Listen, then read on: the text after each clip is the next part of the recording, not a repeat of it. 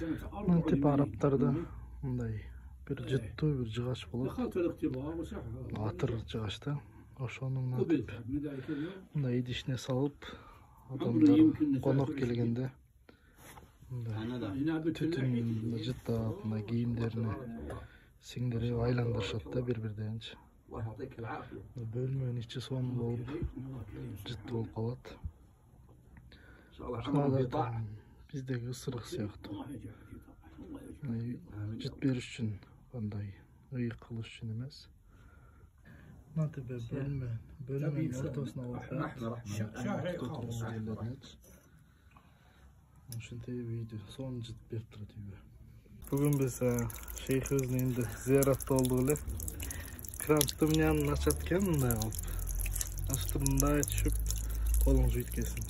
Самын, жакар, салфетканы алып коет экен. Сонун эме экен, үйрөнсөк болот.